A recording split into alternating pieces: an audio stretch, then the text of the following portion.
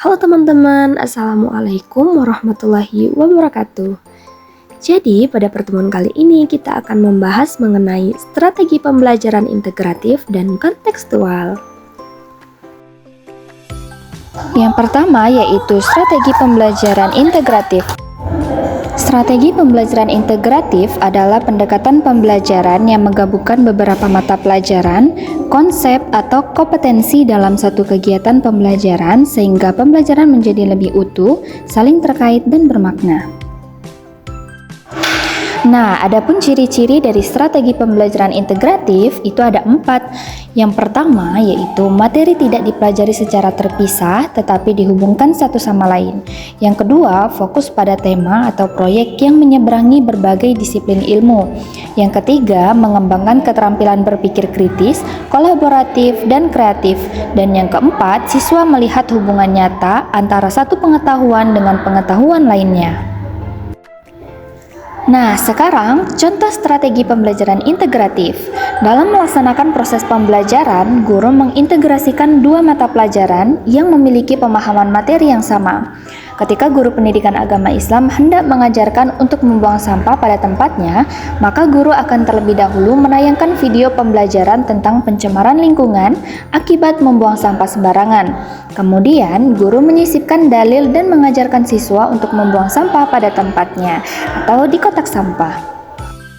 Selanjutnya yaitu strategi pembelajaran kontekstual. Nah, pengertian strategi pembelajaran kontekstual. Strategi pembelajaran kontekstual adalah pendekatan yang membantu siswa mengaitkan materi pelajaran dengan situasi kehidupan nyata, sehingga apa yang dipelajari relevan dan langsung dapat untuk diterapkan. Nah, selanjutnya yaitu ciri-ciri strategi pembelajaran kontekstual. Berdasarkan sumber yang saya baca, ada 4 ciri-ciri dari strategi pembelajaran kontekstual. Yang pertama, menghubungkan teori dengan kehidupan sehari-hari. Yang kedua, pembelajaran berbasis pengalaman seperti observasi, praktik, diskusi, dan eksperimen. Yang ketiga, siswa aktif menemukan sendiri pengetahuan. Dan yang keempat, menumbuhkan pemahaman bermakna, bukan hanya sekedar hafalan. Nah, contoh strategi pembelajaran kontekstual. Saat guru hendak mengajarkan nilai-nilai dari kejujuran dalam jual beli, maka guru dapat mengajak siswa untuk praktik secara langsung dengan menjalankan proses jual beli menggunakan timbangan, atau mengajak langsung siswa ke kantin untuk melihat proses jual beli. Untuk lebih jelasnya, mari simak video contoh penerapan strategi integratif dan kontekstual berikut ini. Contoh penerapan strategi pembelajaran integratif. Baik, bismillahirrahmanirrahim. Assalamualaikum warahmatullahi wabarakatuh, anak-anak ibu. Masya Allah, semangat sekali ya. Pada pertemuan kali ini kita akan membahas mengenai adab menjaga lingkungan.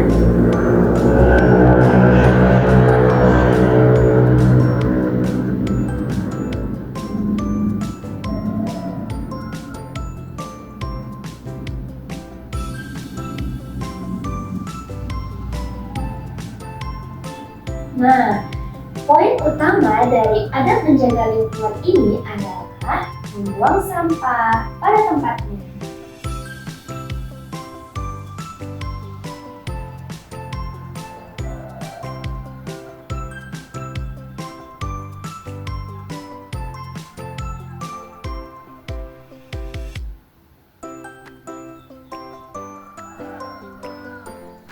Nah, di sini anak-anak ibu biasanya kalau buang sampah di mana?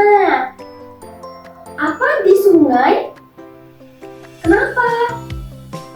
Sambil mancing?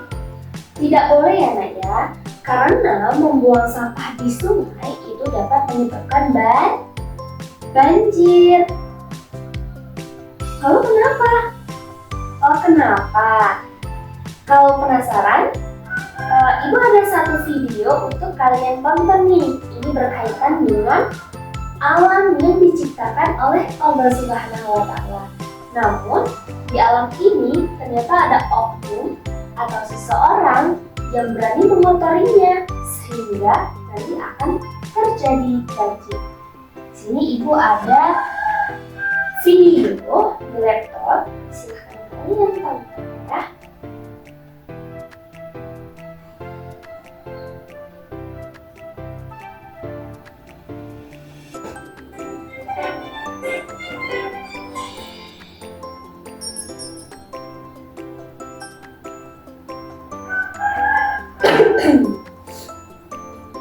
Asik, pagi ini cerah sekali. Jadi bawah Biar ada aja di sini.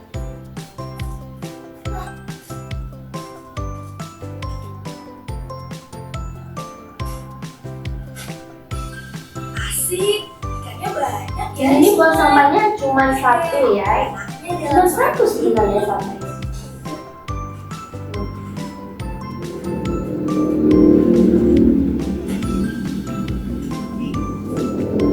Kenapa airnya makin begini ya? Banjir, airnya meluap. Ini sampah bikin mampet. kakiku Tuh, basah. apa katanya? Sampah Banjir ya. itu bikin mampet. Sampah itu bikin mampet. Nah, ini tadi cuma satu. Awalnya cuma satu kan buang sampah. Lama-lama, nah inilah yang dinamakan dengan proses. Proses itu kan ada yang positif, ada yang negatif ya. Nah, di sini adalah proses negatif. Di mana ketika seseorang membuang sampah di sungai, di selokan. Nah, ini contohnya. Sekarang sering terjadi banjir kan di daerah Curug. Itu penyebabnya karena apa? Karena sampah. Nah, sekarang sedang ada perbaikan drainase di sana. Nah, drainase itu sekarang dibesarin. Dulu siring yang ada di Curug itu rata-rata tidak sebesar yang diperbaiki dengan drainase sekarang. Nah, dari sampah satu itu tadi, ketika terus-menerus orang lain kemudian buang lagi, dan buang lagi, lama-lama akan numpuk dan akan membuat air hujan yang turun ke dalam siring tersebut justru akan terhambat mengalir seperti itu karena tersumbat oleh sampah. Oleh karena itu, sampah yang kita buang secara sembarangan, apalagi ketika di sungai atau di selokan, itu dapat menyebabkan banjir. Jadi tidak boleh untuk buang sampah di sana ya nak ya. Nah, itu tadi merupakan proses alam gitu ya. Jadi ciptaan Allah itu harus kita jaga. Dalilnya apa anak-anak? Iya, an-nazafatu minal iman. Iya, kebersihan itu merupakan sebagian daripada iman. Jadi kita harus menjaga alam yang sudah diberikan Allah. Dengan alam kita bisa menghirup oksigen yang baik. Kemudian air yang tidak tercemari bisa kita konsumsi juga, ya kan? Tapi kalau air siring jangan ya nak ya. Lanjut. Maaf ibu batuk. Tuh, banyak kan? Ya, aku tidak buang sampah sembarangan. Kalau saja tidak Semua buang ini sampah jangan sembarangan. terjadi. Kalau kita jaga kebersihan, alam juga akan menjaga kita. Mulai sekarang, aku harus jaga lingkungan. Buang sampah di tempatnya. Aku janji, mulai sekarang, aku akan selalu menjaga kebersihan alam. Tuh, bagus kan? Mulai sekarang akan menjaga kebersihan alam. Nah, sampah-sampah yang udah dikumpulkan sama boy ini tadi, itu justru bisa dimanfaatkan sebagai bahan daur ulang. Terus kalau ada daunan itu bisa kita jadikan pupuk kompos. Kalau kita kumpulkan, itu ya anak-anak.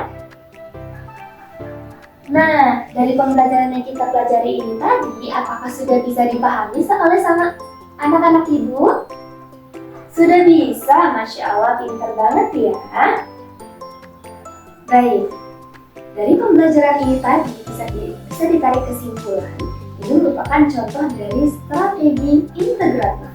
Karena di sini saya menghubungkan antara pembelajaran IPA atau pembelajaran tentang alam, pembelajaran biologi yang saya integrasikan dengan pembelajaran PA Contoh penerapan strategi pembelajaran kontekstual. Assalamualaikum warahmatullahi wabarakatuh anak-anak ibu. Masya Allah, semangat sekali ya untuk belajar hari ini. Hari ini kita akan belajar mengenai jual beli. Hal terpenting dalam jual beli adalah kejujuran. Nah, dalam menimbang, misalnya kita ada jualan, di sini sudah menyontohkan terigu.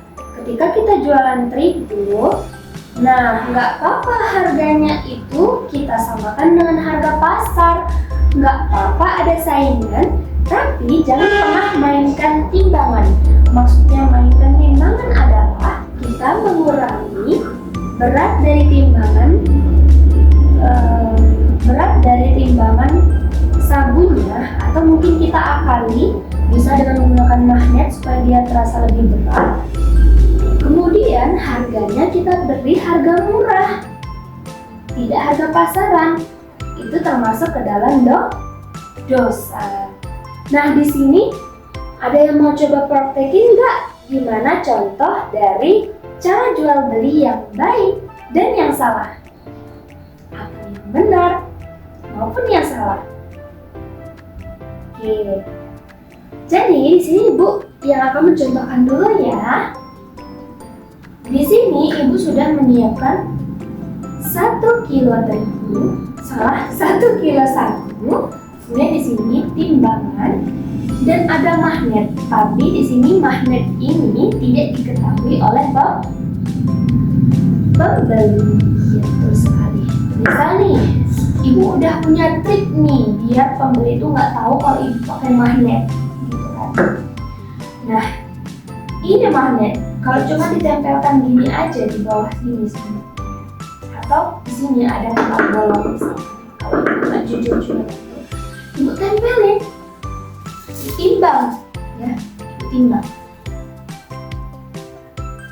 Ini posisinya tangan Ibu satunya di sini. Wah, sudah 2 kilo. Padahal ini terigu 1 kilo misalnya. Atau mungkin yang tadinya itu ini nggak sampai 1 kilo, tapi di sini sudah sampai 1 kilo. 1 kilo ya Bu? Ya, berapa harganya? Harganya 10.000 misalkan, kan? Dibeli sama orang. Itu merupakan contoh yang salah karena penjualnya tidak jujur. Itu merupakan contoh yang salah. Kemudian contoh yang benar bagaimana?